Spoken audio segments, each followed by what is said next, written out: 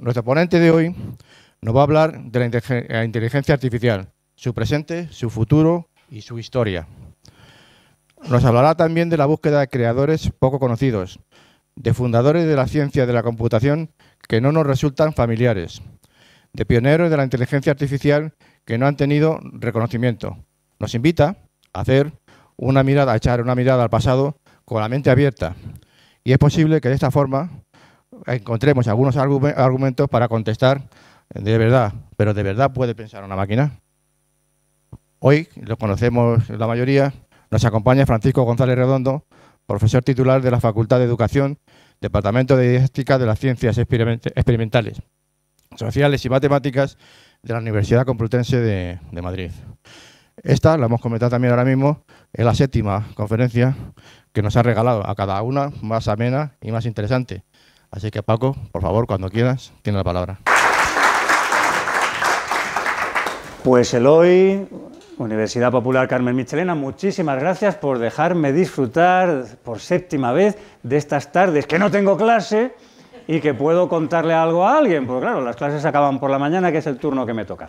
Y es la 7ª ocasión que me dejáis la tarima. Joder, pues muchísimas gracias. Ya les he dicho la 8ª de qué puede ir, pero no la adelantamos por si acaso, por no hacer spoiler. Porque esta de qué va, de una pregunta. Una pregunta que además estáis viendo que no coincide exactamente con el título que habíamos puesto, porque aquí estamos diciendo, ¿pueden las máquinas pensar? Ponemos el sujeto por delante del verbo, mientras que en el título que aparecía en el cartel aparecía el verbo antes que en el sujeto. Porque en realidad la pregunta, pero realmente como afirmación, vamos a ver quién la formuló. Y fue Alan Turing. Y Alan Turing lo dijo en el título no que os acabo de poner, que es como tradicionalmente lo traducimos. ¿Pueden pensar una máquina? Sino lo dijo así, ¿pueden las máquinas pensar? Pero antes de escribirlo, lo dejó en manuscrito, un manuscrito que podéis descargaros en internet, que lo tituló Máquinas inteligentes. Esto ya era afirmativo, esto no era interrogativo. Cuando miramos ese manuscrito, que en realidad es el resultado de una conferencia, de varias, que había dado en 1947-48 en el National Physical Laboratory en Londres, pues hacía ese recorrido ya más interrogativo. Parece claro que a la comunidad esto de que las máquinas puedan pensar no le dan una respuesta afirmativa, les venía a decir. Porque básicamente, bueno, ponía toda una relación de explicaciones de por qué no, pero la primera y la evidente es porque ninguna de las máquinas que tenemos, finales de los años 40, pues muestra esa posibilidad de pensamiento artificial, suponiendo que eso pudiera existir. Luego da más razones, ¿no? Bueno, este manuscrito, mecanografiado, ya no está inédito, lo podéis descargar, se convierte en todo un artículo, pero que no publica en una revista de tecnología, sino en una revista más bien de filosofía y psicología, en la revista Mind. Y no se titula ¿Puede pensar una máquina?, se titula, como estáis viendo, Computing Machinery and Intelligence. Anda, este es un título que ya no es tan maquinaria computacional o para computar e inteligencia. Y la pregunta es la primera de las frases que va a escribir. Propongo que consideremos una pregunta. ¿Pueden las máquinas pensar? Can machines think? Es lo que está diciendo. No puede pensar una máquina. ¿Pueden las máquinas pensar? Bueno, a continuación dice, bueno, en realidad, como yo no puedo definir qué es una máquina, tengo un problema. Como no puedo definir qué es que una máquina piense, tengo dos problemas. Entonces, las dos juntas ya, pues es algo irresoluble. Así que vamos a hacer una cosa. Podemos hacer una encuesta. Podemos preguntarle a los profesionales que qué opinan. Pero rápidamente Alan Turing dice, pues tampoco nos íbamos a poner de acuerdo con la respuesta, así que lo dejamos. ¿Qué podemos hacer? Hombre, pues lo vamos a cambiar. Alan, no nos engañes. No me puedes decir que vas a hablar de Computing Machinery and Intelligence, preguntarte si pueden las máquinas pensar y cambiármelo por el Imitation Game. Es decir, 3 situaciones, bueno, lo vamos a ir viendo poquito a poco. Pero lo importante es imitation, imitación. Un juego de imitación, porque lo que está subyaciendo es si podemos construir una máquina que imite el pensamiento humano, de tal manera que no nos permita distinguir a priori si quien está haciendo lo que sea que estamos encargando es una persona o es una máquina. Perfecto. Pero resulta que si eso es 1950, en 1911, 1912, en manuscrito y en español, o castellano, cada cual elija la versión que quiera, Pues tenemos una cosa titulada Ensayos de automática, y que viene a decir, como no leéis bien el manuscrito, os lo pongo en grande, se cree que para automatizar el trabajo de la inteligencia sería necesario construir una máquina inteligente, y es este un error fundamental. Bastaría que sea inteligente su constructor. Claro, esto se dijo hace más de 110 años, pero yo creo que más de uno y una de los aquí presentes diría, pues esto se puede escribir en el siglo XXI y tiene total validez. Pero lo mismo que en el caso de Turing, pero muchos años antes, ese manuscrito se va a transformar en un artículo publicado en la revista de la Real Academia de Ciencias, pero no en 1950, Real Academia de Ciencias de Madrid, no en Maine, en inglés, sino en español. Y es de 1914, de enero de 1914, se manda a publicar en el año 12, como tardan las revistas españolas en esa época mucho tiempo en salir, todo el año 13 se pasa y se publica el 1, bueno, al principio de enero del año 14. ¿Y qué leemos en esa revista? Pues la primera frase, igual que hemos hecho en lo de Turing, ¿no? La denominación de autómata se aplica a menudo a una máquina que imita. ¿Os suena haber oído y leído hace un momento la palabra imita en inglés? Imitation. Sí, pero 30 y tantos, casi 40 años después, ¿verdad? La apariencia y los movimientos, etc. Pero claro, hay otra clase de autómatas que ofrecen un interés mucho más considerable. Los que imitan, no los gestos, sino las acciones del hombre, y diríamos y de la mujer, y que algunas veces pueden reemplazarle. Ándale, ándale, ándale. Pero claro, 1913-14. Si tenemos unas nuevas máquinas, lo mismo hay que crear una nueva sección. Si los llamamos autómatas, pues le llamaremos automática. Ciencia que examinará los procedimientos que pueden aplicarse a la construcción de autómatas dotados de una vida de relación con los humanos que les rodean, con el entorno que les rodea, mucho más allá que el reloj de cuco que repite siempre lo mismo, o el autómata que repite siempre mecánicamente lo mismo. Anda, qué curioso. Pero es que dice algo más. Los autómatas, estos nuevos autómatas deberán tener sentidos.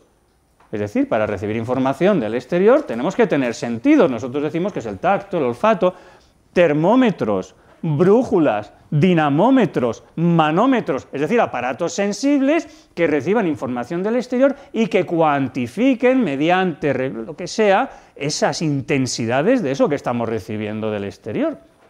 Pero además hace falta que tengan miembros para que ellos puedan luego realizar acciones. Y para que puedan realizar acciones hace falta que tengan una fuente de energía. Puede ser mecánica, hidráulica, eléctrica, la que sea. Pero nada de esto es lo importante. Se necesita, y este es el principal objeto de la automática, que los autómatas tengan discernimiento. 1914. Que puedan en cada momento, teniendo en cuenta las impresiones que han recibido a través de esta especie de sentidos artificiales y también los que han podido recibir anteriormente y memorizado en lo que hoy diríamos una memoria artificial, estáis respirando, ¿no? Ordenar ellos solos, a través de toda esa información, las operaciones deseadas. Es necesario que los autómatas imiten a los seres vivos, ejecutando sus actos con arreglo a impresiones que reciban y adaptando su conducta a las circunstancias. Pero es que además de esto, que ya está publicado, veíais que os ponía una serie de máquinas al lado, porque de lo que estamos hablando es si can machines think, si pueden las máquinas pensar.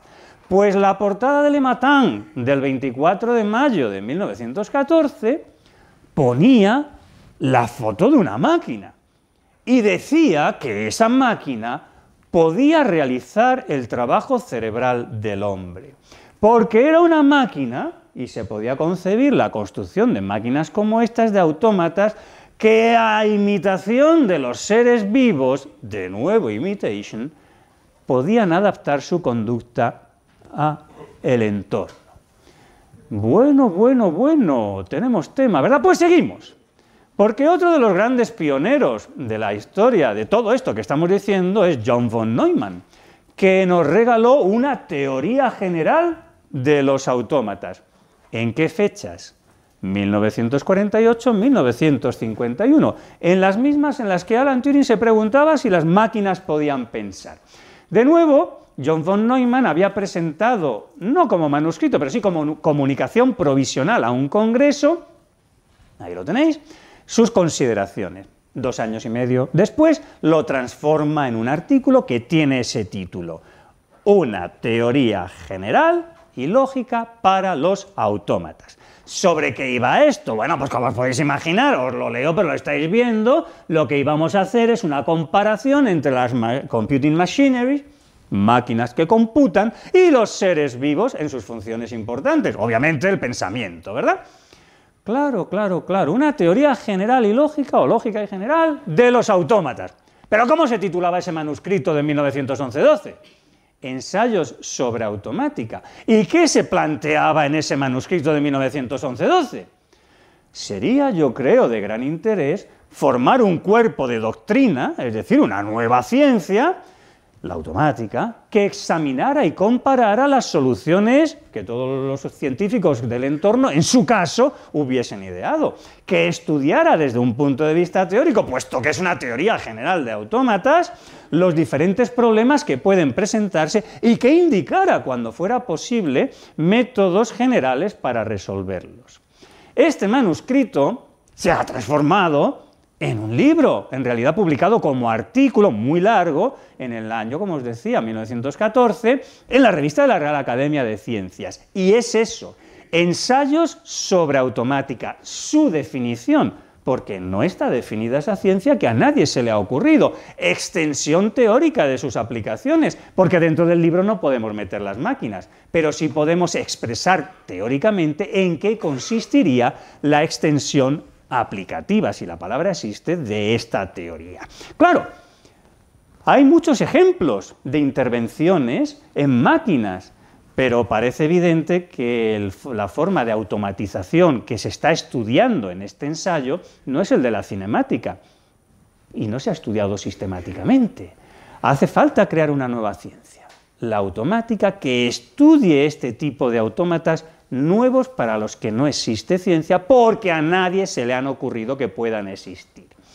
Vamos con el tercer pionero, que casi todo el mundo conoce, Norbert Wiener. ¡Qué casualidad! En esos mismos años, 1948, y lo vamos a extender un poquito más, nos regala la cibernética. Y aparece un nombre de una máquina, ajedrecista.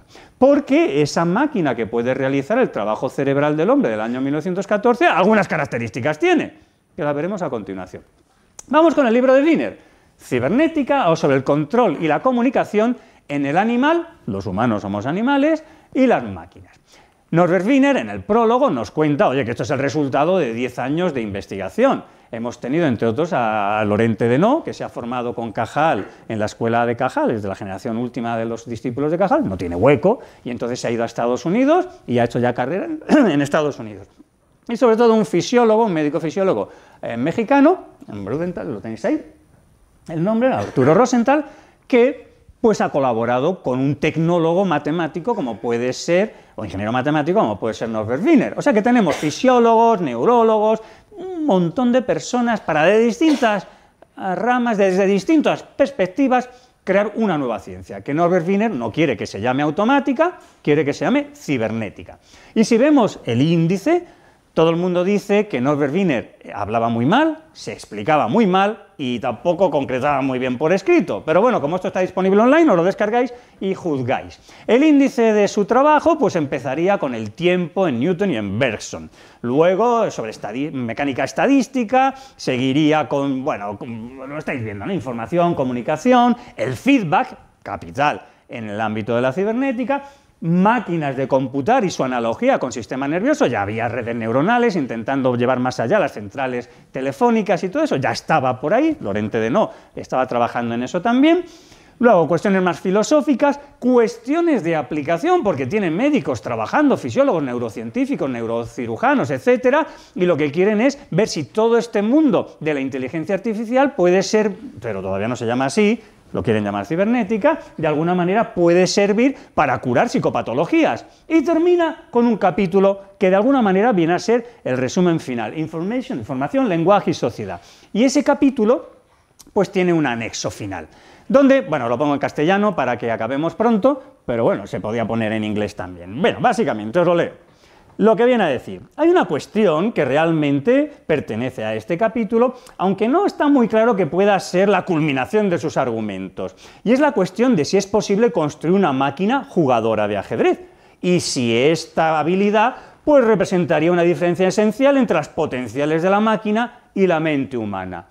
Si somos capaces, si fuésemos capaces, dice Wiener en 1948, de construir una máquina con la que un humano puede jugar al ajedrez y la máquina responde inteligentemente, pues aparentemente estaría imitando, de alguna manera, aunque a Wiener no le gusta la palabra imitación, el pensamiento humano.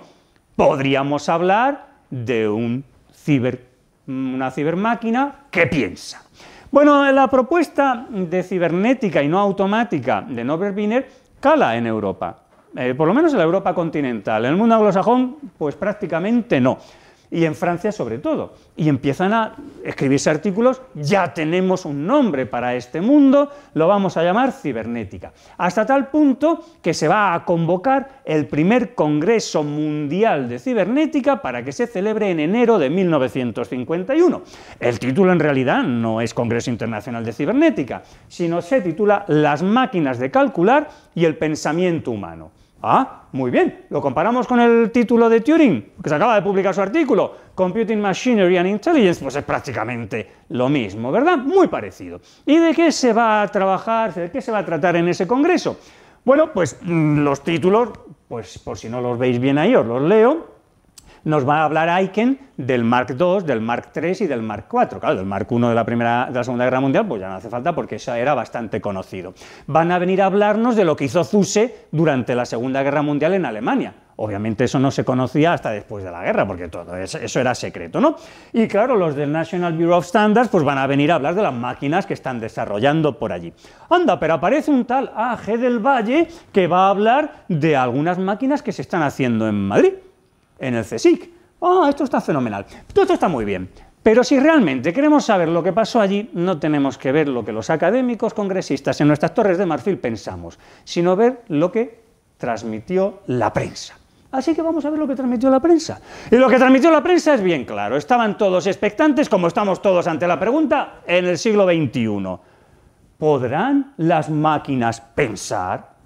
Mañana, decían entonces. Hoy seguimos diciendo que piensan ahora. Los cibernéticos llegan con las preguntas más extrañas. ¿Podrán pensar las máquinas mañana? Eso lo decía la prensa en francés. Pero es que el mundo estaba muy revuelto, y esto no fueron solo los periodistas franceses, que también fueron, por ejemplo, los italianos. La máquina y el pensamiento humano. Estamos leyendo ahí, ¿verdad? El Congreso Internacional de Cibernética. Todo el mundo entendía que era el Congreso Internacional Mundial, el primero de Cibernética, aunque no se titulase así, y que lo que estaban intentando responder es a una pregunta: ¿pueden las máquinas pensar? 1951. Vale, el título ya sabemos cuál es. Bueno, pues resulta que ahí van a ir muchas personas, por ejemplo, nuestro Pedro Puigdemont, matemático, y que de alguna manera pues es el que va a dar, o uno de los que van a dar, los fundamentos. Y los fundamentos de cualquier ámbito son las matemáticas. Por eso cualquier ingeniero en primero pues tiene álgebra, análisis, porque si no, no pueden avanzar, ¿verdad? Luego ya, pues que sigan. Bueno, pues Pedro Puigdemont va a hablar de transformadas de Laplace, etc. Bien, entre los españoles empieza a haber ciencia, por más que hablemos de que durante muchos años no hubo ciencia, en ese congreso hubo representación española. Otro matemático, Tomás Rodríguez Bachiller, pues fue allí a presentar su trabajo. José García Santermases, que luego será la figura de referencia y que tenemos un museo en la Complutense dedicado a él, las primeras máquinas pues las atribuimos a él, pues también fue allí a trabajar y a contarnos. Ángel González del Valle desde el CSIC, pero también Fernando Lorente de No, español, que viene de Estados Unidos, que es del grupo de Wiener, pues también viene a contarnos sus cosas, y Pedro Puigdemont como matemático. Es decir, que hubo una representación española importante a ese Congreso Mundial de Cibernética. Así que empiezan las sesiones. Y el segundo día, el viernes, por la tarde, ya sí viene la estrella invitada. Alan Turing o no fue invitado, o no quiso venir, o lo que fuese, von Neumann o no fue invitado, o no quiso venir, no tenía presupuesto, era Francia y él estaba en Estados Unidos, lo que fuese, pero el que sí vino fue Norbert Wiener, que vino a hablarnos de máquinas que computan y forma, Gestalt. Es verdad que antes de él, pues tenía que hablar inmediatamente antes Gray Walker sobre las tortuguitas, esas primeras máquinas, animales artificiales. Estaba bien la cosa, pero esto era por la tarde. Y antes de que venga la sesión de tarde hay una sesión de mañana, ¿verdad? Y resulta que en la sesión de mañana hay un G. Torres Quevedo que va a hablar sobre los trabajos de la Escuela Española de Automática, no de cibernética, de automática. Y que después de hablar de los trabajos de la Escuela Española de Automática, va a dar otra conferencia. Va a presentar los aparatos de un tal Leonardo Torres Quevedo, el jugador automático de ajedrez, el telequino, los usillos logarítmicos y la máquina que resuelve ecuaciones con coeficientes complejos. De eso se ha hablado por la mañana. Y claro, por la tarde Norbert Wiener interviene. Y Norbert Wiener interviene y la prensa nos va a contar, ahí tenéis a Gray Walker, etcétera, y un poquito más en ese mismo artículo, que ya veis el título cuál es, pues aparece la foto de Norbert Wiener jugando con un ajedrecista automático. En ciencia se pueden cometer errores, pero la ignorancia es pecado mortal. Había terminado su cibernética, no, sobre el control y la comunicación en el animal y en la máquina, preguntándose si algún día habría alguna máquina que pudiera jugar al ajedrez, porque si eso fuese así, sería la culminación de lo que él estaba planteando en su libro. Pues resulta que esa mañana, antes de que le toque jugar por la tarde, con su contribución, su comunicación, juega contra una máquina ajedrecista y pierde, justo castigo a su ignorancia. Con lo cual, ¿qué va a hacer el pobre? Pues consolarse con las tortuguitas de Gray. Porque lo que dice la prensa en los titulares, la máquina y el cerebro humano, lo podemos leer ahí en italiano o en español. Porque lo que dice la prensa es un gran número de científicos de Europa y América se ha reunido en París. Científicos electrónicos, físicos, psiquiatras, fisiólogos, matemáticos. Entre ellos, un invitado excepcional, el autómata jugador de ajedrez de Leonardo Torres Quevedo. Esto es lo que dice la prensa, no los académicos. Esto es lo que traslada la sociedad y la prensa al mundo. Pero no en francés o en italiano, en todos los idiomas. Aquí lo vais a ver, el robot que juega y gana. Pero ya no le gana a Wiener, que al fin y al cabo podía no saber jugar al ajedrez. Aquí a quien le está ganando es a Sergei Tartakower, que es un gran maestro ucraniano, francés, ruso, como queramos llamarlo. Pero da igual, si es que fuese el humano, la máquina le va a ganar. La máquina del ingeniero español. Eso es lo que la prensa destaca. ¿Y lo queréis en sueco? Pues también, porque va a estar en todos los idiomas. ¿Y qué es lo que destaca la prensa en sueco? Que el ingeniero español Leonardo Torres Quevedo ha construido un autómata electromecánico, un ajedrecista automático que derrota a cualquier humano. ¿Que lo queréis en inglés? Que lo estabais echando en falta, ¿eh? Pues ya lo tenemos aquí. Es que esto es un robot de verdad, pero no un robot fantasioso, un robot en 1951, un robot jugador de ajedrez que se enfada si le hacemos trampas. Porque la máquina, ponemos las piezas, juega un final de partida de torre y rey que maneja la máquina con blancos contra el rey negro que maneja el humano. Puestas las piezas en el tablero, que tiene contactos electromecánicos por debajo, electromagnéticos, etc., levantamos nuestro rey, la máquina se enciende y espera nuestro movimiento. Tenemos que poner el rey en uno de los escaques alrededor del de salida. En cuanto lo pongamos, se cierra el circuito y la máquina entiende dónde lo hemos puesto y analiza. ¿El movimiento ha sido dentro de las reglas del ajedrez? Sí, juego. No, aviso con una bombilla.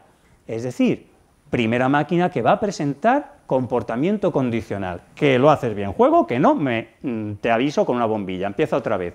A la tercera trampa se autodesconecta, con lo cual no perdemos el tiempo y jugamos. Levantamos, ponemos el rey. La máquina interpreta que la jugada ha sido correcta y ella solita decide mover la torre, con un electroimán por debajo, o el rey. Que en el movimiento de la torre nos da jaque, nos avisa porque tiene un gramófono para anunciar los jaques.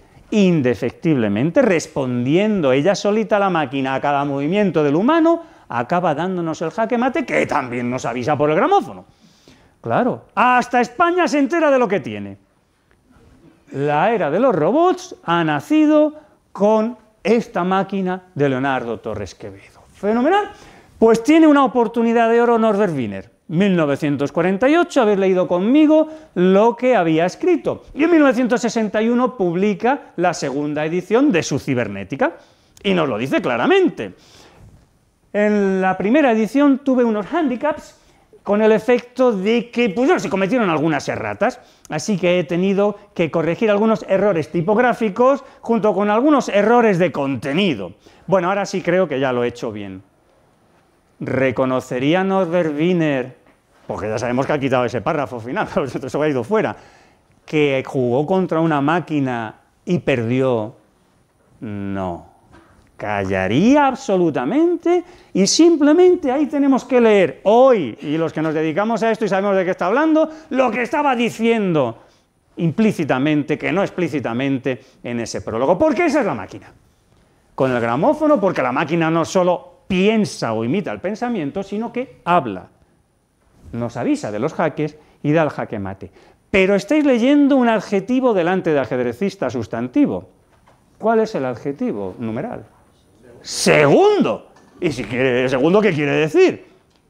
Que si este segundo es de 1923, habría un primero de 10 años antes, de 1913, que se presenta aquí en Madrid, en la exposición de la asociación, aneja al Congreso de la Asociación Española para el Progreso de las Ciencias, en lo que hoy es la Escuela de Industriales de Madrid. Y en el catálogo de la exposición que acompaña a la máquina, lo llama ajedrecista de Torres Quevedo. Convendría estudiar sistemáticamente los procedimientos de automatización usuales o posibles, construyendo un cuerpo de doctrina que podría llamarse automática y sería de gran interés, claro. Bueno, pues para esto se piensa que muchas veces la industria tiene máquinas y que las máquinas pueden sustituir a los humanos en muchas cosas, pero nadie concede que esas máquinas puedan sustituir en el pensamiento a las personas, en la inteligencia. Bueno, pues para demostrar que eso no es correcto, que sí es posible, he construido el ajedrecista.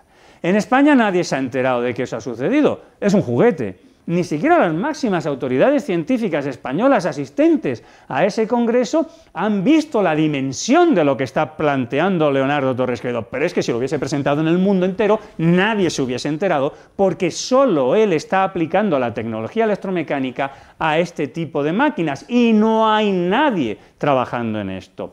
Como no se ha enterado nadie en España, él tiene paciencia y al año siguiente lleva la máquina a Francia.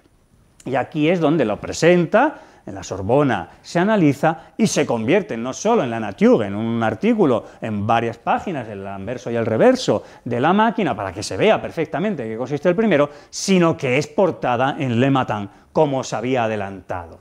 Es decir, en Madrid se ha presentado en el año 13, no le han hecho mucho caso, lo presenta en París, y en el año 14 el mundo podía saber que existían máquinas que podían imitar, y lo ponemos todo eso en portada de Le Matin, el pensamiento humano.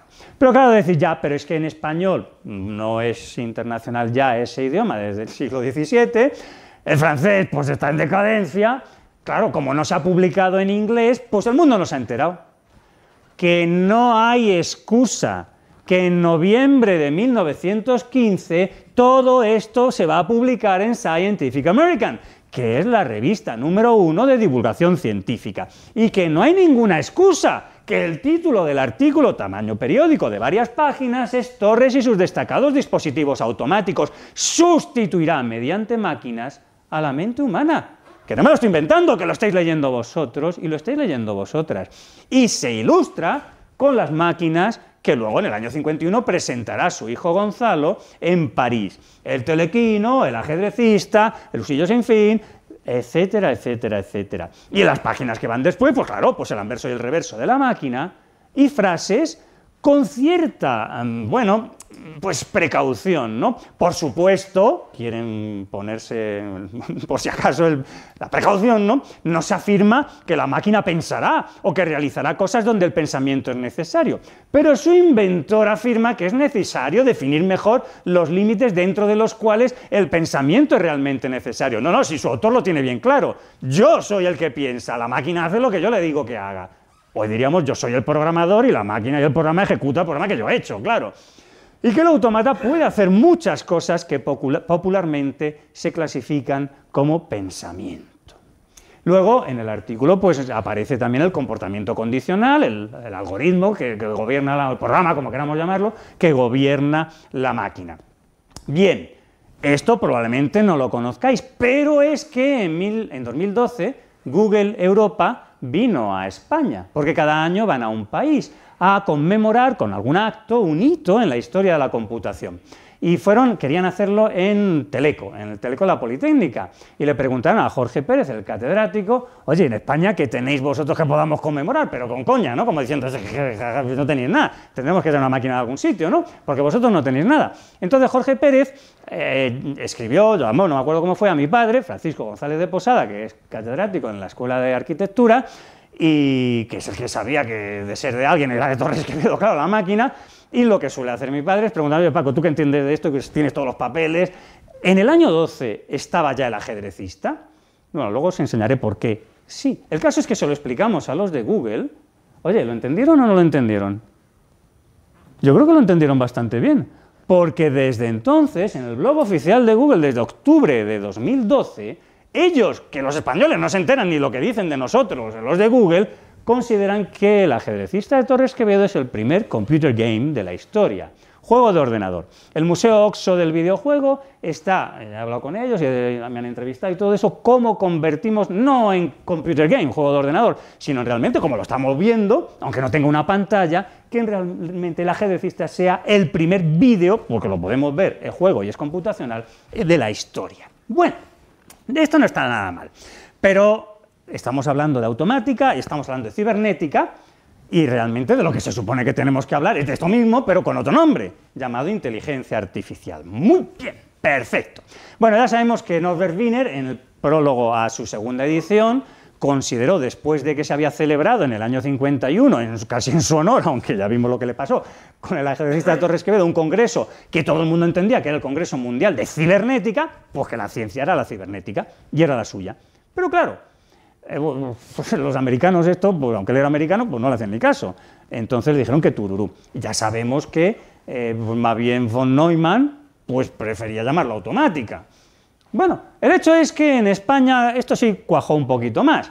Entonces juntaban las dos cosas, la palabra automática y la palabra cibernética. Y este grupo de científicos que habían viajado al Congreso, pues cuando vuelven crean una revista de cálculo automático y cibernética, una revista que casi nadie conoce, no sé si alguno la habéis visto. Entonces, bueno, pues fenomenal, empieza así, veis que está muy burda, no tiene nada, luego ya esto va mejorando, porque ya interviene la Real Sociedad Matemática Española, la integra dentro de sus colecciones. Bueno, esto en un artículo mío que hay por ahí en internet, lo podéis descargar gratuitamente, pues lo cuento esta historia también de esta revista, ¿no? Bueno, en cualquier caso es que en el año 1952, pues ya tenemos esta revista y como no puede ser de otra manera, pues se entiende, para expresar qué revista es esta, en nota de pie de página, bueno, lo leo un poquito acercándome. Bueno, pues la comunicación y el gobierno en el animal y en la máquina han sido designados como por el profesor Wiener, pues llamándolo cibernética, ¿no? Del griego, Bueno, este concepto cabrea mucho al director de la revista, y lo pone ahí, porque el director de la revista había propuesto otra expresión para todo mundo. La había intentado llamar la inteligencia de las instalaciones. En 1948 también, qué casualidad, un español dice, a este mundo le podemos llamar la inteligencia de las instalaciones, o la inteligencia de las máquinas, o cibernética, o sea, está todo el mundo ahí, ¿qué nombre le ponemos? Pero bueno, para no liarnos mucho, visto que existe automática, visto que existe cibernética, pues cálculo automático y cibernética. Y llega el año 53. ¿Y qué pasa en el año 53? Bueno, pues que se acuerdan que tienen que conmemorar que en diciembre del año 1852 había nacido Leonardo Torres Quevedo. Y entonces pues entienden que pues lo mismo pueden dedicar a Leonardo Torres Quevedo ese número de ese año, porque al fin y al cabo hay que reconocer, y lo reconocen aunque sea tardíamente, que todo esto, quien lo ha empezado, quién es el precursor, quién es el mentor espiritual, es Leonardo Torres Quevedo. Se había muerto en 1936. Bien, pues todo esto es fenomenal, pero la gente no descansa. Y uno de los que no descansan es este joven catedrático, que es José García Santes Mases, que ha estado trabajando con Aiken como postdoc en los años 50 y que en este momento, bueno, a finales de los años 40, y que en los años 50 pues escribe sobre estas cuestiones y no quiere renunciar al nombre. Máquinas calculadoras modernas y la nueva automática. Claro, pero es que cuando escribe con la nueva automática es para recordarnos que ya hubo una primera automática. Entonces vamos a hablar de máquinas analógicas, de máquinas digitales, por supuesto recordamos a Norbert Wiener y el éxito que está teniendo en Europa, pero claro, la cuestión es, ¿cabe inferirse de todo lo dicho que pueden llamarse máquinas que piensan a las calculadoras o que se las puede comparar con un cerebro? Pero ¿a quién está citando justo encima? A Torres Quevedo, claro. Porque no puede escribirse una sola línea sobre todo esto sin decir que el pionero con décadas es Torres Quevedo. Entonces ya tenemos tres mundos: Computing Machinery and Intelligence, las máquinas de calcular el pensamiento humano, y la versión española, las máquinas calculadoras modernas y la nueva automática. Pero ¿dónde está la expresión inteligencia artificial? Pues ahora llega. Y eso llega en 1956, cuando una colección de jovencitos con el síndrome de Adán, o el adanismo, o esa patología psiquiátrica que hace que todos queramos ser los primeros, y que no había nadie antes que nosotros, y que convocan una conferencia en Dartmouth a la que no invitan a Turing, porque el pobre ya está muerto, ya se ha suicidado, pero no convocan ni locos a von Neumann, ni locos a Wiener, porque ellos quieren ser los nuevos, los primeros. Entonces no le quieren llamar ni automática, ni le quieren llamar cibernética, porque eso es de esos popes, y ellos quieren ser los creadores de un nuevo mundo. Luego confesarían años después que era un juego, que le llamaron inteligencia artificial precisamente por esto, por no utilizar ninguno de los nombres de los ya consagrados, porque querían ser ellos los protagonistas. ¿Y quiénes fueron? Pues McCarthy, Minsky, Rochester y Shannon, que está como entre medias, ¿no? Estos fueron los convocadores, el núcleo de esas conferencias. Luego pasaron por allí algunos otros, pero en cualquier caso, vamos a poner las fechas. McCarthy, 1927. ¿Cuándo hemos dicho que teníamos el segundo ajedrecista? 1923. Pues creo que se le había adelantado estos también, ¿no? 1927 Minsky, 1919 Rochester, 1916 Shannon, que es el mayor de todos ellos, y las fechas de Norbert Wiener, 1894, Turing, que nace cuando ya está primer ajedrecista, y Aiken, 1900. ¿Y por qué cito a Aiken? Bueno, pues porque Santes Mases ha estado trabajando con Aiken, y Aiken convoca un congreso en los años que estáis viendo ahí, en el año 50 y tantos, ¿sobre qué? 58, 59, sobre switching, es decir, contactos electromecánicos, circuitos, interruptores. Y claro, si queremos hablar de esta tecnología electromecánica en finales ya de los años 50, pues tiene que ir alguien a hablar de algo importante. Santes Mases, que has trabajado con Aiken, ¿y que de qué va a hablar? Switching Research in Spain. Pues todo lo que son este tipo de contactos de esta tecnología electromecánica en España. Pero no en la España de finales de los años 50, sino decir que todo eso ya estaba publicado en la revista de la Academia de Ciencias, en el ensayo sobre automática, que todo esto estaba ya en Leonardo Torres Quevedo, que fue el que introdujo la noción de switching circuits, etc. ¿Y cómo ilustra su trabajo Santes Mases allí en la conferencia internacional? Pues reproduciendo los esquemas de los ensayos sobre automática.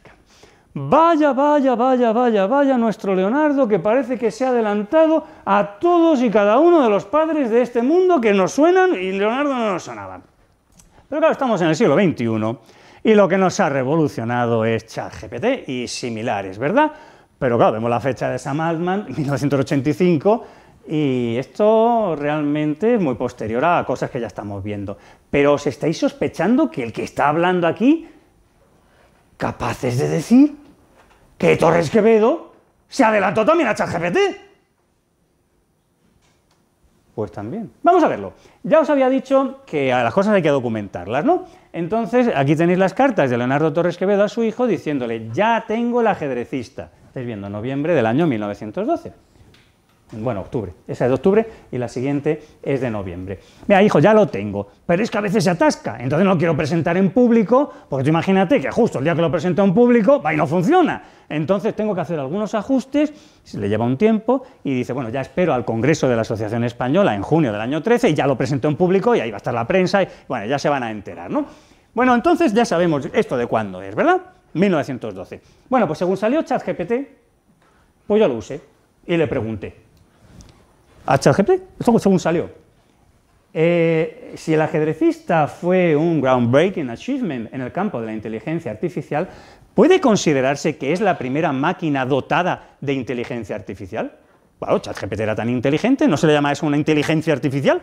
Pues vamos a preguntar a esta máquina tan inteligente, ¿y qué me dice? Hombre, aunque el ajedrecista era un significant achievement en el desarrollo de máquinas autónomas, en realidad pues no se puede considerar que sea la primera máquina dotada de inteligencia artificial. Bueno, se enrolla mucho y como conclusión, bueno, en short, pues eso, que no.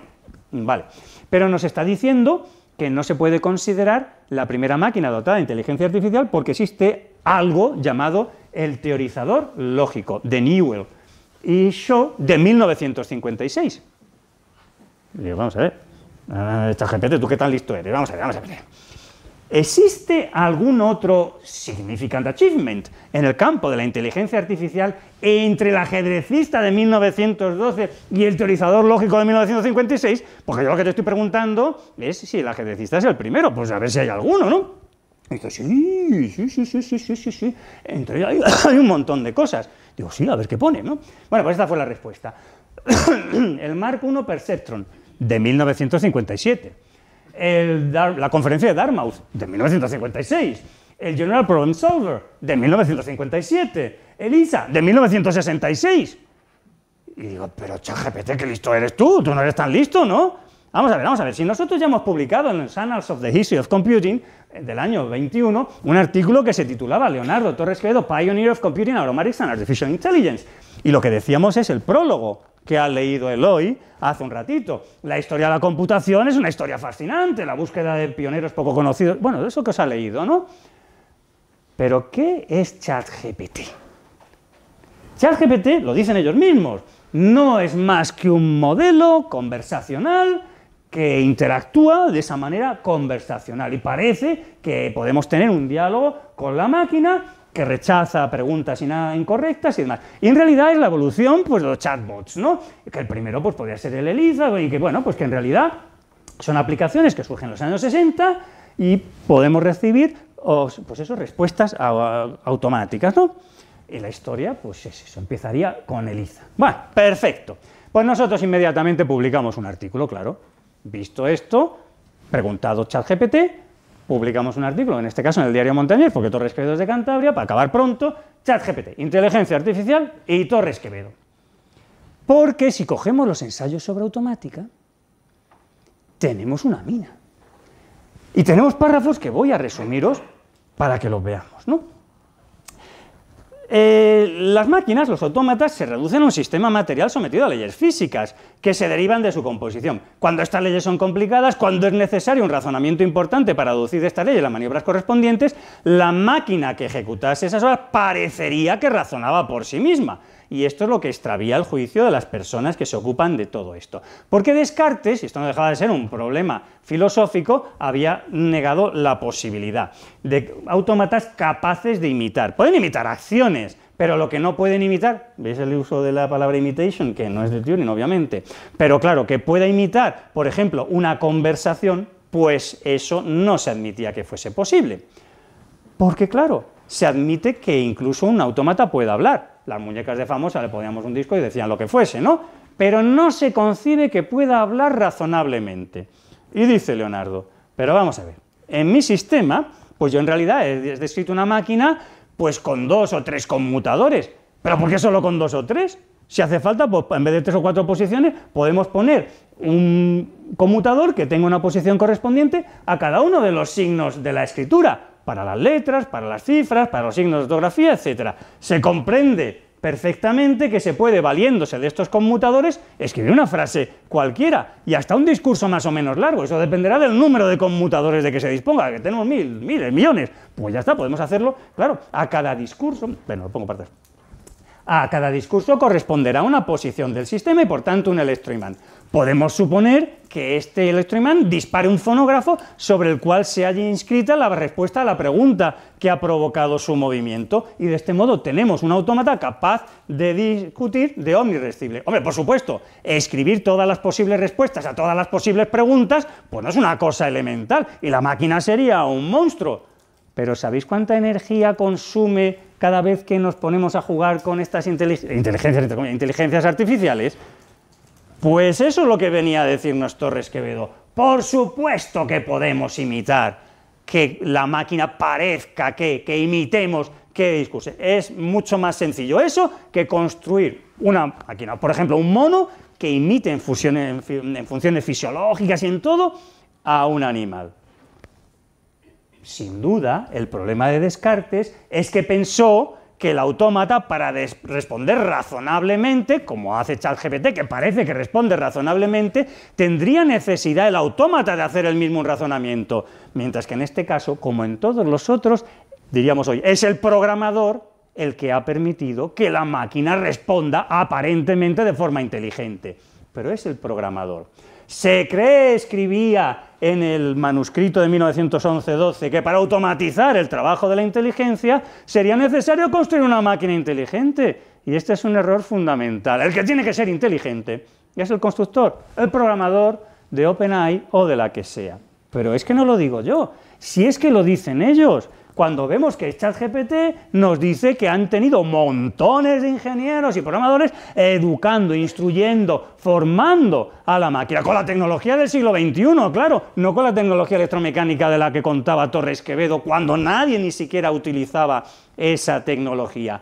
Esa era la idea de Torres Quevedo y se materializa con ChatGPT más de 100 años después. Pero claro, yo creo que aunque llevemos un rato, queréis un poquito más y no queréis que digamos adiós, ¿verdad? Porque hay algo que no ha surgido todavía. ¿Dónde está el ordenador? Eso no ha aparecido, ¿verdad? Bueno, de entrada, no he venido a hablar de mi libro, pero si queréis saber más, hay 2 libros, así que os podéis comprar en la editorial La Catarata o Los Cántabros 2 libros. Pero pasamos a lo siguiente. Porque, claro, ¿dónde está el ordenador? En el siglo XIX la tecnología que existe es mecánica. Y Torres Quevedo nos regala, como Leonardo da Vinci, el florentino, un manuscrito magnífico. Cualquier aparato que permite provocar a voluntad un fenómeno cuya ley está expresada en una fórmula algébrica puede teóricamente servir para obtener valores simultáneos de todas las variables contenidas en esta fórmula. Pero claro que es que esta verdad teórica no tiene en general ningún valor práctico, porque no es fácil producir un fenómeno cuya ley sea la fórmula que interesa calcular, ni medir con exactitud suficiente sus elementos, etcétera, etcétera, etcétera. Básicamente nos está contando en qué consistiría una máquina de calcular, una máquina computadora con tecnología mecánica. Y claro, en esto el que lo ha intentado es Charles Babbage, y Torres Quevedo es consciente magníficamente y muy documentado del fracaso de Charles Babbage con su máquina de diferencias. Cuando vayáis al Museo de la Ciencia de Londres, subáis las escaleras hacia la planta dedicada a máquinas de calcular, veréis que la máquina de diferencias está fuera de las salas, está en un pasillo, porque no es de Charles Babbage, se construyó a finalizar el siglo XX, principios del XXI, por técnicos del Museo de la Ciencia, reinterpretando las notas que dejó Babbage, pero saben que no es la máquina de Babbage y por eso no está dentro del museo, está en un espacio exterior.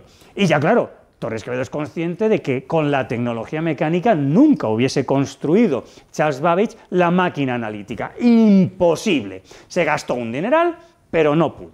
Pero claro, nuestro Leonardo es distinto, y para esas máquinas que ha puesto en manuscrito, tiene un proyecto.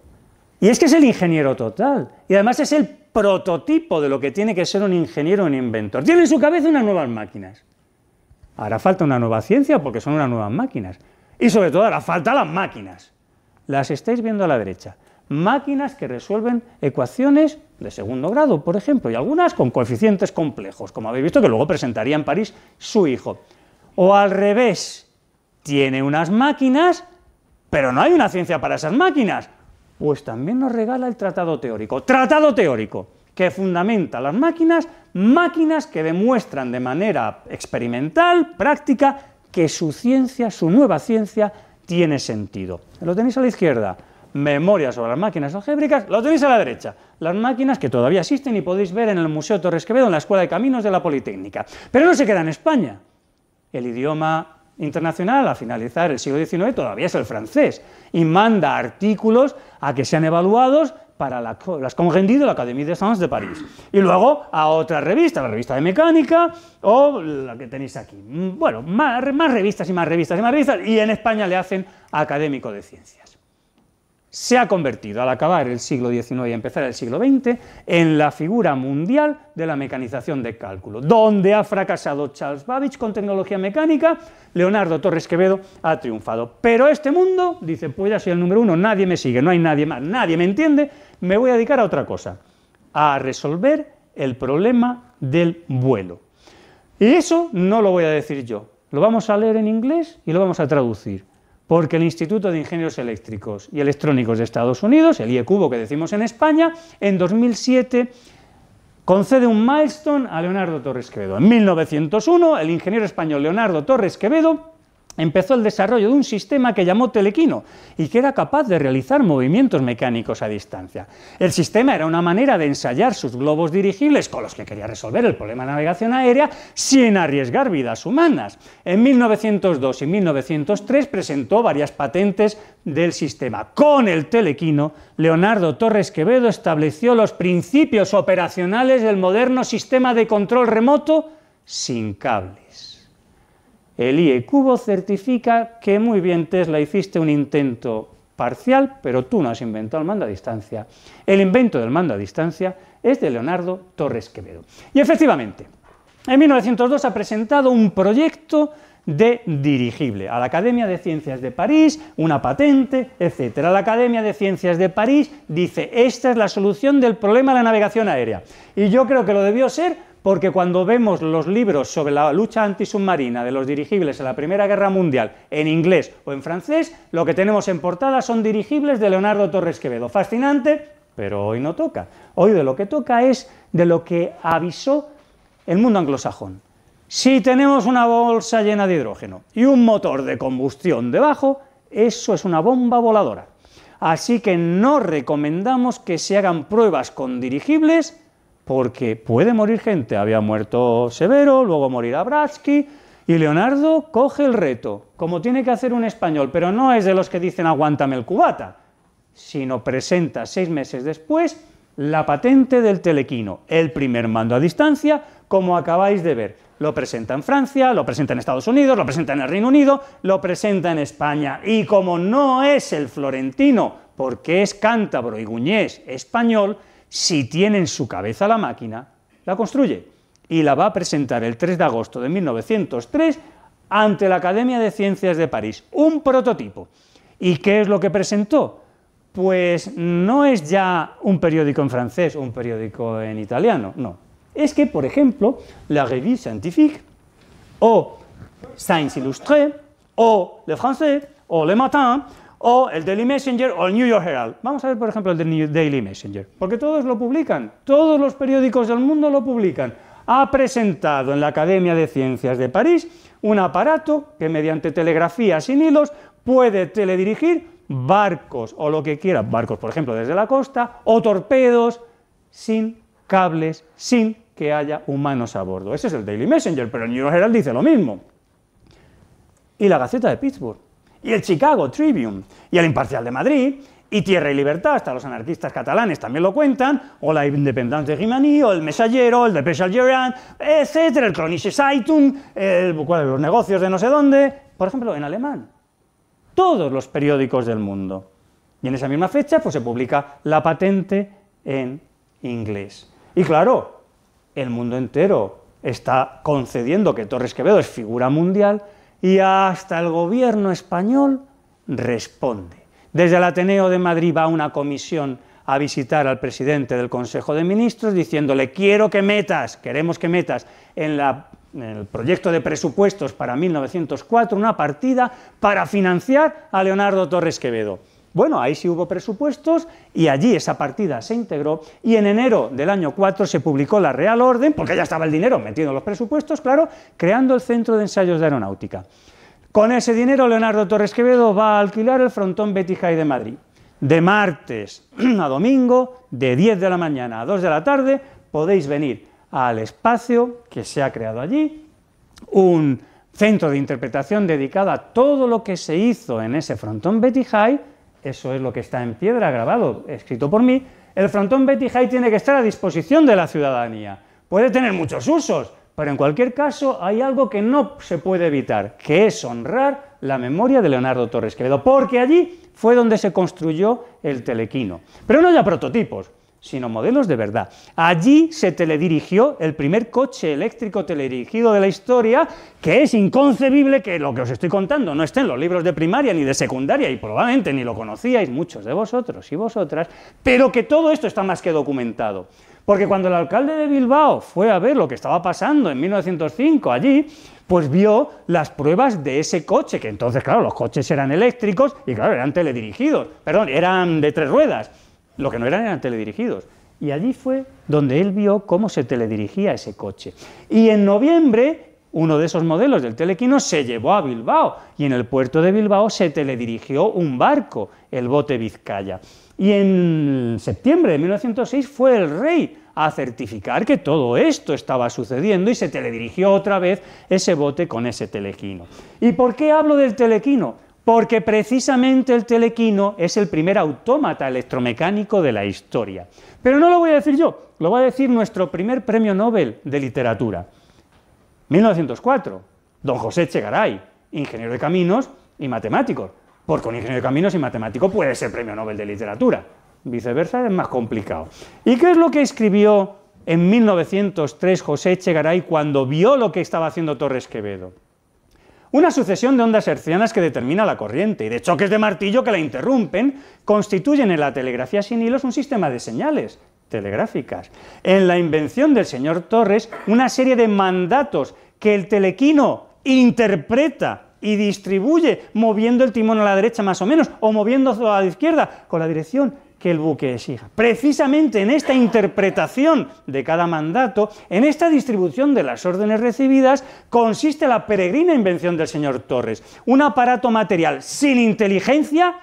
¿Quién ha hablado de inteligencia artificial en el siglo XXI? 1903, sin inteligencia, interpretando como si fuera inteligente las instrucciones que se le comunican. ¿No es esto admirable en su sencillez? Leonardo, entendido perfectamente por José Echegaray en 1903. Pero si Leonardo lo tiene claro, no es solo que haya inventado el concepto dron, que por supuesto lo estáis viendo, porque lo que quiere es teledirigir. Es que lo que está inventando es el vehículo aéreo, bueno, puede ser marítimo o terrestre, autónomo. Porque él dice, claro, yo puedo teledirigir el globo dirigible, pero ¿y si le pongo brújulas? ¿Y si le pongo termómetros? ¿Y si le pongo barómetros? ¿Y si le pongo un montón de aparatos? Esos sentidos, para que el aparato volador él solo reciba un montón de instrucciones y él solo pues siga en el rumbo, en la altura, en la velocidad de marcha. Él mismo está viendo en 1903, es cuando escribe este otro manuscrito, que se podría ir muy lejos por allí, porque entonces ese aparato volador o navegador o lo que sea, no se limitaría a realizar un trabajo mecánico, sino que sustituiría el trabajo mecánico en operaciones que parecían reservados solo, trabajo inteligente, a los humanos. Esto escribía en 1903, 4, quizá 5, y él dice, se podría ir muy lejos por este camino, pero me detengo, que me está entrando vértigo lo que acabo de descubrir. Pero eso 10 años después, no, o 8 años después, ya no le da vértigo. Porque en noviembre del año 9 le escriben desde Francia. Y lo que le piden es que para un libro que se está escribiendo, dirigido por una colección de Maurice Docan, mande los diseños, los desarrollos de una nueva computadora electromecánica que está construyendo Leonardo Torres Quevedo. Y lo hace. Y aunque eso sepa en España, eso se publica, porque el libro lo podéis descargar de archive.org, que es de libre disposición, y que, claro, se describe en el capítulo dedicado ¿a qué? A las máquinas analíticas. ¿Y qué hay de máquinas analíticas? Charles Babbage fracasando y Leonardo Torres Quevedo triunfando. Pero no solo se publicó en francés, si es que en realidad lo podéis leer en la revista de Obras Públicas en castellano, y sobre todo, y antes, en castellano-español de Argentina. Porque esto, que lo veis en blanco y negro, pero que yo he encontrado los planos originales en color, así de bonitos, se presentó en Argentina, por primera vez. Allí en Argentina expuse algunas consideraciones generales sobre los procedimientos de automatización mecánica que permiten sustituir con frecuencia el trabajo inteligente del obrero por el trabajo puramente mecánico de una máquina. Y a continuación, refiriéndome ya concretamente a las máquinas de calcular, manifesté haber llegado al convencimiento de que es posible construir un autómata que ejecute una serie determinada de cálculos, por complicados que sean, sin auxilio de operador humano ninguno, de tal forma que baste inscribir los datos para que el autómata calcule e imprima, si se quiere, los resultados. Sí, tiene en su cabeza una nueva computadora electromecánica, una computadora digital, y entiende que hay que crear una nueva ciencia para una nueva máquina. La máquina la podéis ver todavía en el Museo Torres Quevedo porque existe, porque la máquina se construyó y fue la primera computadora electromecánica de la historia. Bueno, no es programable, pero computa con tecnología electromecánica. Y eso es lo que acabará animándole a construir sus ensayos sobre automática y a entender que el computador, el ordenador, como lo queramos llamar, no es más que un caso particular de su teoría general sobre la automática. Y eso es lo que nos va a decir. En los ensayos sobre automática, el ejemplo que he de escoger para ilustrar mis explicaciones va a ser las máquinas analíticas, porque los demás sería bastante complicado a ver cómo simulo yo esos sentidos, mientras que aquí, pues los operadores, pues bueno, es bastante sencillo. Claro. Donde había fracasado Charles Babbage, máquinas analíticas, Leonardo Torres Quevedo, con la nueva tecnología, va a dar la solución. Babbage tenía, cuando emprendió el proyecto de máquina analítica, una preparación teórica y práctica excepcional. Era un matemático distinguido, pero a pesar de sus méritos indiscutibles, indiscutidos, a pesar de su inteligencia, de su entusiasmo y de todo el dinero que tenía, fracasó. Sus dibujos se conservan en el South Kensington, en el Museo de la Ciencia. Pues ahí es donde entró Torres Quevedo, a regalarnos su máquina analítica, los diseños de su máquina analítica, que están en sus ensayos sobre automática, la máquina computadora programable, que la tenéis ahí. En el artículo que publicamos en los Annals of the History of Computing está pues el procedimiento, la arquitectura Torres Quevedo, el equivalente a la arquitectura von Neumann, por ahí tenéis, cómo operaba la máquina analítica de Torres Quevedo. El autómata procede en todo como un ser inteligente que sigue ciertas reglas. Y me interesa hacer observar especialmente que procede como un ser inteligente en el momento en que hay que escoger un camino en cada caso particular, comportamiento condicional, etc. Es verdad que una máquina computadora es un caso muy sencillo de mi teoría general de autómatas, pero es el método completamente general. Ya, pero nos habíamos quedado con una calculadora, multiplicadora nada más. ¿Construiría Leonardo Torres Quevedo la máquina analítica? Bueno, pues a eso lo va a llamar en un primer estadio aritmómetro electromecánico. Y lo va a presentar en París en 1920. Ahí tenéis la máquina, en blanco y negro, en el artículo complementario de sus ensayos de automática de 1914, publicado en 1920. Pero si vais al Museo Torres Quevedo, podéis ver la máquina, que no funciona obviamente, y veis el teclado, el órgano para introducir datos, veis el órgano de salida, la impresora, y a la izquierda la CPU. ¿Qué valoración se puede hacer de esta máquina? Bueno, vamos a dejar que lo hagan los franceses, porque en 1990 se organizó en el Museo de la Ciencia y la Tecnología de París una exposición sobre la historia de la informática. Bueno, pues de la máquina de calcular de Pascal, de la pascalina, al ordenador. Y en el capítulo dedicado al ordenador, pues ¿qué tenemos? Pues el aritmómetro electromecánico Torres Quevedo. ¿Qué vamos a tener? En 1920 el ingeniero español Leonardo Torres Quevedo construyó un aritmómetro electromecánico enteramente automático. Y cuando en esa exposición pusieron un gran resumen, a modo de póster, de todas las máquinas que se habían concebido para resolver el problema del cálculo, lo voy a ampliar. Lo que nos interesa es el camino que lleva al ordenador, ¿verdad? Lo amplío para que lo veáis. Desde los ábacos al ordenador. ¿Y qué tenemos? Hombre, pues entrada, los intentos infructuosos, los fracasos de Charles Babbage en el camino al ordenador. ¿Y entre medias qué tenemos?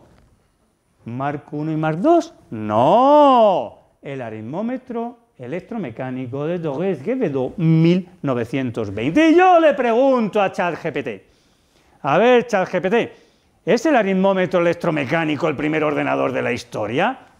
Bueno, ya podéis imaginar, no, hombre, no, el aritmómetro electromecánico es una calculadora y en realidad no es un general purpose, no es un ordenador completo, no, sí, ya lo sé. Pero tú sabes que Leonardo Torres Quevedo puso el aritmómetro como un ejemplo de que se podía construir realmente la máquina analítica, el ordenador programable, y que eso lo hemos explicado en nuestro artículo en los Annals of the History of Computing. Lo siento, pido perdón, pero como un lenguaje de inteligencia artificial, mi entrenamiento solo llega a 1921. Efectivamente, cuando le preguntamos, no lo habían entrenado, no era tan inteligente, no es inteligente el programa. Si los programadores, informadores, constructores no lo educan, pues no tiene esa información. Bueno, pues en el artículo tenéis los diseños que hace Torres Quevedo en ese año 14 y la descripción de esa máquina programable, de esa máquina analítica programable, de la arquitectura Torres Quevedo. Y claro, de nuevo, aunque los españoles no sepamos, algunos fuera de España sí lo sabían. Y Maurice Docan, en un artículo publicado en Figaro en 1930, Máquinas de calcular de Pascal a Torres Quevedo, claro, a quién iba a ser, nos lo dice claramente. El problema de Babbage no se podía resolver con tecnología mecánica, pero sí con la tecnología electromecánica. Se ha podido dar una solución teórica completa, claro, por parte de Torres Quevedo, aunque la solución práctica solo ha sido parcial. Y es verdad, yo no os quiero engañar. Torres Quevedo, demostrado que se podía construir el aritmómetro electromecánico, que no es programable, demostrado que se podía hacer uno programable, empezó a hacerlo. Pero en 1927, ha nacido en 1852, cumple 75 años. El aritmómetro electromecánico lo ha llevado 10 años. Echa cuentas y dice, no me va a dar tiempo a terminar. Así que le voy a regalar las máquinas a la Escuela de Caminos y a ver si así se animan jóvenes ingenieros y terminan con mis diseños esa máquina. Como podéis imaginar, se almacenaron las máquinas y nadie lo completó. Pero tenemos que completar la conferencia y tenemos que ir terminando y os tenéis que ir a cenar. Porque, claro, Babbage lo intentó y fracasó. Y la pregunta que nos hemos hecho es, ¿puede pensar una máquina o pueden las máquinas pensar? Y recordábamos a Alan Turing, y recordábamos a John von Neumann, y recordábamos a Norbert Wiener, y nos hemos acordado de los creadores de la inteligencia artificial, poniéndole nombre a lo que se llamaba de otras maneras antes, y hasta hemos llegado a que anda.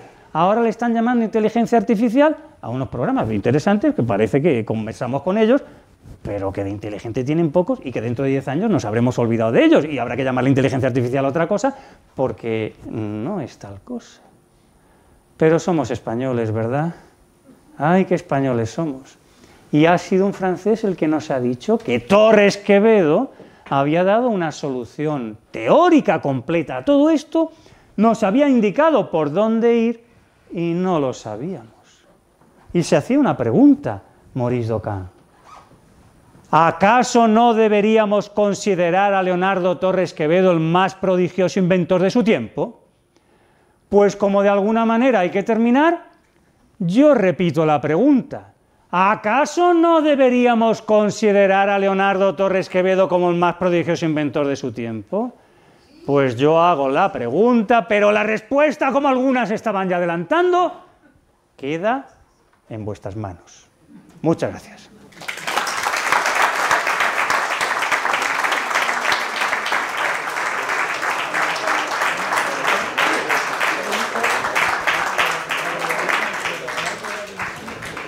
Muy Bueno, muchas gracias, Paco, como siempre. Genial. Y ahora, que tenga alguna pregunta, comentario o alguna opinión que darnos, es el momento. Os has dejado todos asustados. Es que si no les doy otra conferencia, no quieren, porque quieren cenar. Sí. Víctor.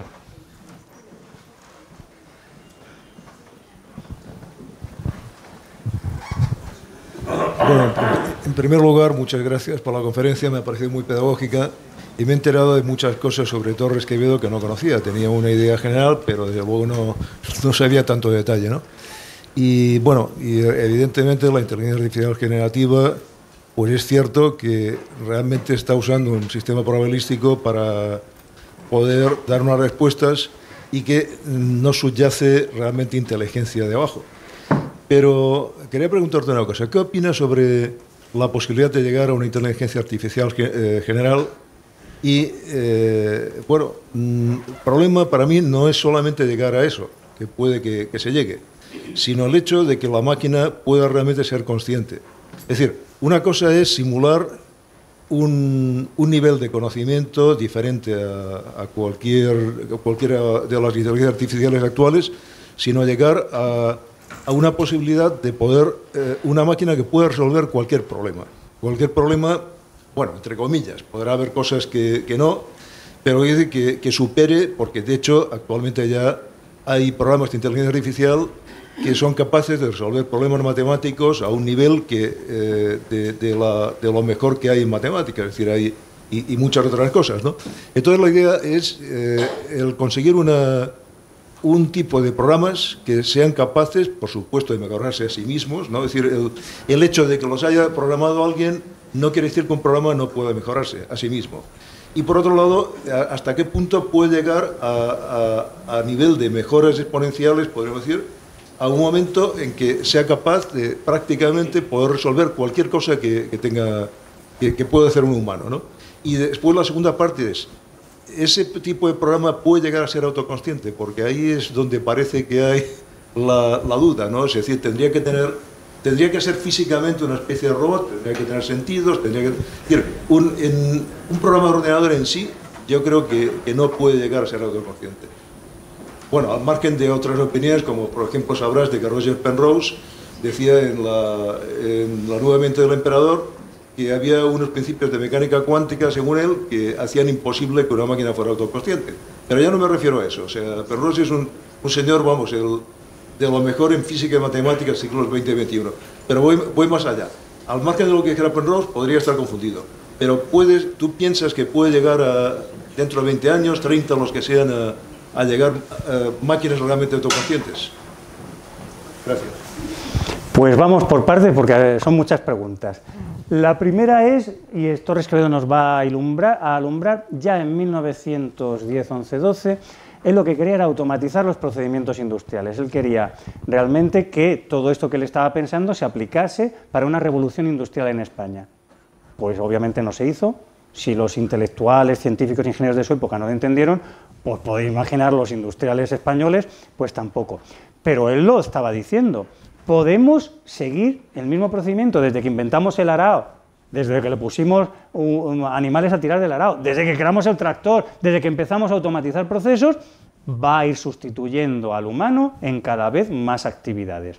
Y en actividades que parecerían reservadas a la inteligencia humana. Entonces, la primera parte de la pregunta es, por supuesto, va a seguir haciéndose desarrollos de, como lo llamemos, nuevas inteligencias, inteligencia artificial 3, 5, 2.0, 15.7, lo que sea, cada vez van a hacer más cosas y cada vez más. Ahora, para responder a la otra parte que es de creencia, de fe, sobre hasta dónde pueden llegar las máquinas, pues eso ya no hay certezas, es sensibilidades, optimismo o lo que sea. Y yo dividiría aquí, y esto es una broma, pero prefiero responder con una broma, que los humanos ante estas dudas que se nos plantean, nos dividimos en dos partes.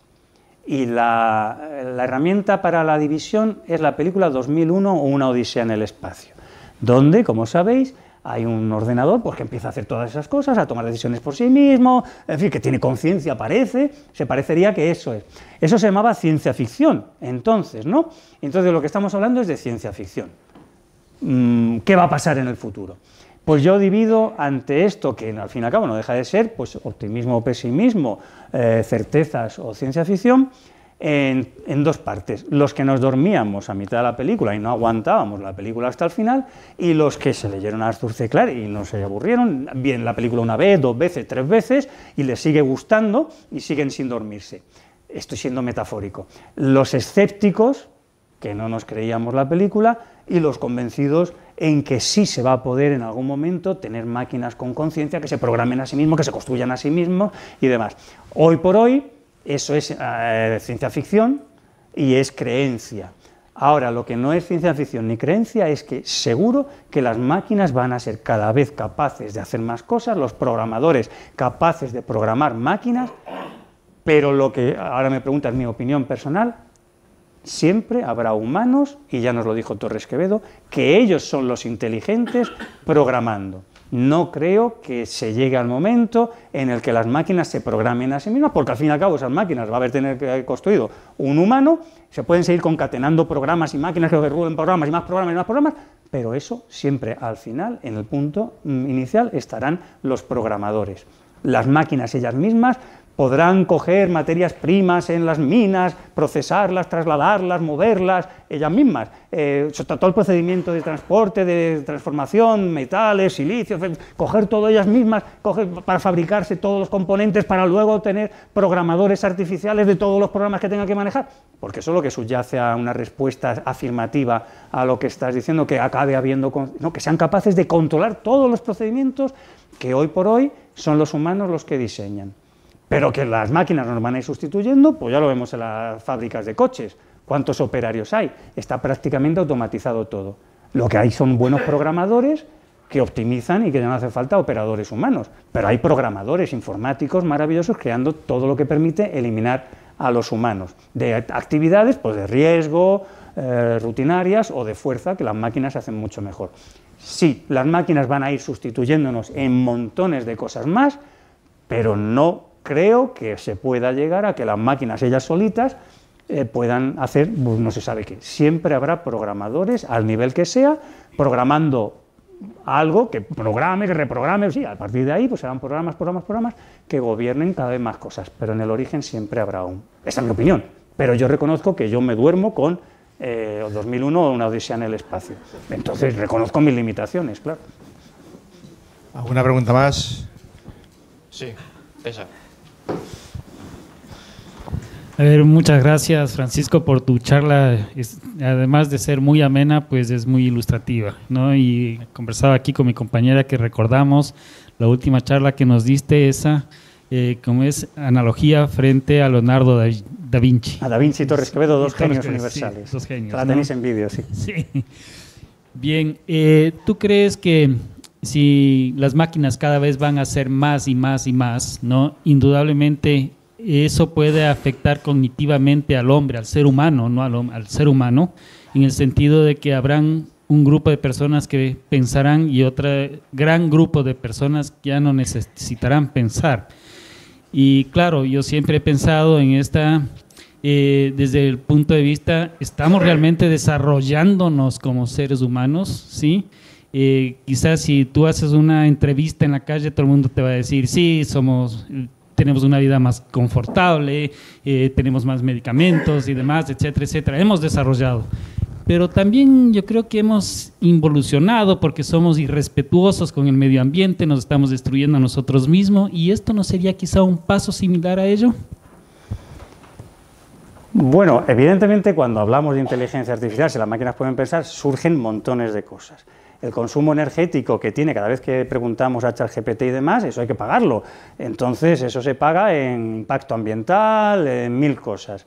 O sea que sí, y cada vez que usemos más tecnologías, pues sí, podemos seguir hablando, vamos a quitar motores de combustión, pero estamos siendo suicidas con el consumo energético, eso es evidente.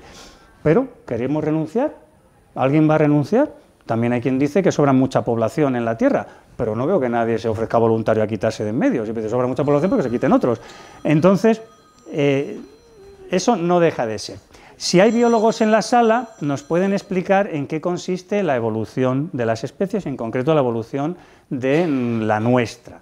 Entonces, hasta donde yo sé, lo que me pase a mí, aparentemente, si no hay una mutación genética que se traslade a la siguiente generación, pues si yo me atrofio por culpa de las máquinas, pues no pasaría nada si no hay una mutación que se traslada a las siguientes generaciones. Entonces nosotros podemos atrofiarnos. Los niños que tenemos todo el día con las maquinitas los podemos seguir atrofiando, pero en principio si no hay mutación pues no se pasaría a la siguiente generación. Los nuevos que nazcan pues no tendrían mayor problema. Los que hayan sufrido eso se habrán entontecido o lo que sea. Evidentemente estas son unas máquinas extraordinarias, pero yo creo que en las universidades, por ejemplo en las clases que yo doy, a no mucho tardar vamos a tener que hacer exámenes orales. Porque cualquier otra cosa no se sabe si, pues como no podemos enchufar en la cabeza a ver qué saben, lo que hagan con las máquinas o me entreguen, no se sabe quién lo ha hecho, pues tendremos que hacerlo de vuelta a exámenes orales. Evidentemente nos dicen los neuropsicólogos, neuropsiquiatras, neurocientíficos, que esto está afectando a la mente de sobre todo los más jóvenes, y las nuestras, que cada día estamos peor, y a la vista y a mil cosas, pero son unas herramientas que ciertamente no podemos renunciar a ellas. Sobre la otra parte, si uno piensa, no, es que eso es de siempre. En realidad, se pueden creer que piensan, pero piensan 4 y gobiernan 4. Entonces, pues eso siempre ha pasado. Hemos hecho creer a la población que piensan y dirigen, bueno, pues muy bien que se lo crean, pero no, los que piensan son 4 y los demás pues nos pastorean a los demás, ¿no? Entonces, no va a ser culpa de las tecnologías. Van a decidir por nosotros unos cuantos, van a pensar por nosotros y nosotros pues aquí estaremos siendo testigos de ello o no conscientes o no conscientes, ¿no? Hemos dicho muchas más cosas, pero yo creo que no somos lamarckianos en el sentido de, por lo que se decía, ¿no? Que ¿por qué se le ha estirado el cuello a la jirafa? Pues porque para comer más y entonces sus crías, como ese, no, si no hay mutación a las siguientes generaciones, eso no pasa, ¿no? Pero es que parece que sí empezamos a ser lamarckianos y los biólogos, si hay alguno en la sala, pues parece que hasta está pasando eso, ¿no? Que esas transformaciones o los que sean, no hay que esperar. Entonces, es misterioso. Básicamente lo que estamos haciendo es, como no podemos explicar o definir qué es la inteligencia humana, pues hablamos de la inteligencia artificial para que nos ayude a definir la inteligencia humana. Y viceversa, para definir la inteligencia artificial definimos la inteligencia humana. Pero es que definir los conceptos básicos, ya nos lo enseña la matemática, es imposible. En matemáticas todas las teorías empiezan con objetos indefinidos. En geometría no definimos qué es punto, ni definimos qué es segmento, aceptamos que existen. Y a partir de ahí, pues ya cogemos segmentos consecutivos, construimos el concepto de semirrecta. Y con 2M, pues construimos el de recta. Y luego el de semiplano, etcétera. Pero en todas las ciencias, en física, por ejemplo, fuerza es un concepto primario, indefinido. No podemos definirlo, porque entonces pues habría que definir el anterior. Si os pregunto qué es velocidad, pues todo diría, para acabar pronto, no deriva de la primera. Velocidad es espacio partido por tiempo, ¿no? Vale, ¿qué es espacio? ¿A qué es igual? ¿Qué es tiempo? ¿A qué es igual tiempo? No, espacio, pues ya sabemos que no es, pero bueno. Y tiempo son conceptos primarios que no podemos definir. A partir de los primarios que no podemos definir, ya definimos todos los que queramos. Y ese es el problema. ¿Qué es la vida? ¿Alguien ha dado una definición de qué es la vida? Pues no es tan fácil. Hablamos de la vida, existe la vida, muy bien, pero definir qué es la vida, porque definir lo primario es muy complicado. Entonces, no sabemos, creo yo, qué es la inteligencia humana, la natural. Intentamos definirla por analogía con la inteligencia artificial. Y viceversa.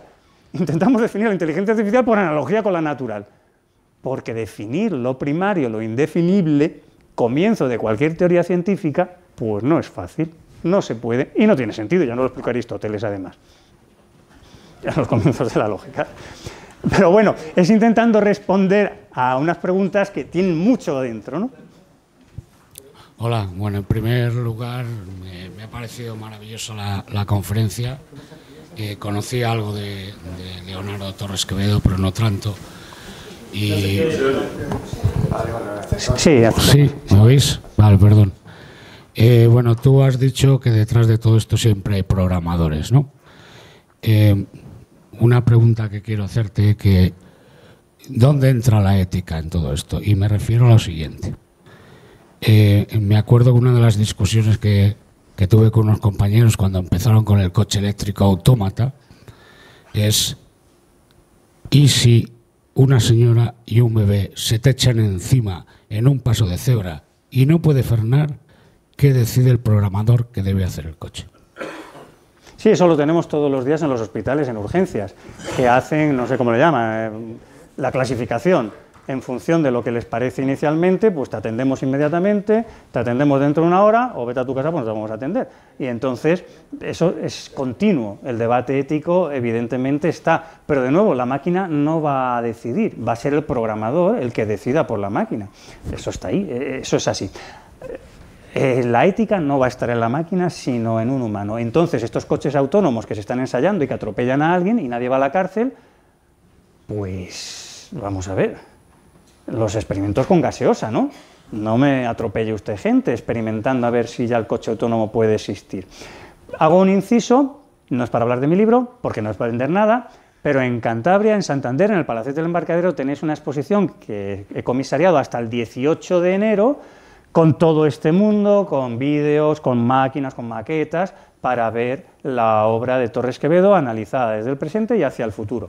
En el Museo Torres Quevedo de la Universidad Politécnica de Madrid tenéis las máquinas que no funcionan, pero son las originales.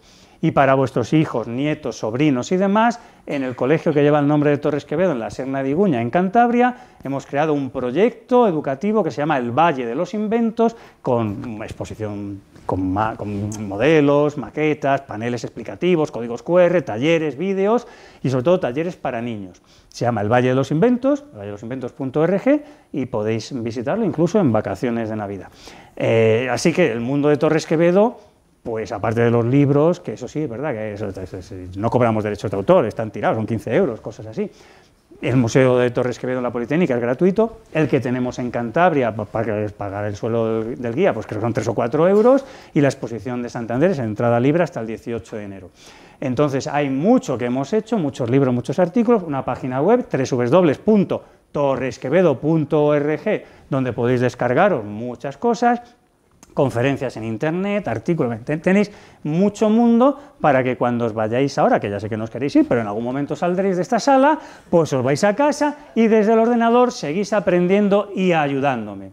Porque yo puedo seguir dando conferencias todas las semanas y demás, a 60, 70 personas, para que descubran quién es Leonardo Torres Quevedo y que se lo contéis a vuestros hijos, a vuestros nietos, pero hasta que no consigamos que las autoridades educativas de Cantabria, porque es de Cantabria, de Madrid, de toda España, preferiblemente el Ministerio, y ya está, y para todos y obligatoriamente, que no hace falta esperar a que decidan las comunidades autónomas, sino un saber básico, que es todo este mundo que se integre obligatoriamente en el currículum de educación primaria y que ningún español, durante varias generaciones, desconozca esto. Por supuesto, el submarino de Peral, el autogiro de la cierva y unos cuantos inventos más, la anestesia metamérica de Pagés, es decir, la epidural, y una serie de inventos que son españoles y que yo creo que ya está bien, que dejemos de pelearnos ya entre nosotros, buscando a ver qué es lo que nos permite pelearnos, que no se nos da magníficamente, y que empecemos a buscar pues cosas de las que tendremos que estar orgullosos, y que en el siglo XXI los españoles no sepan esto, pues es realmente doloroso.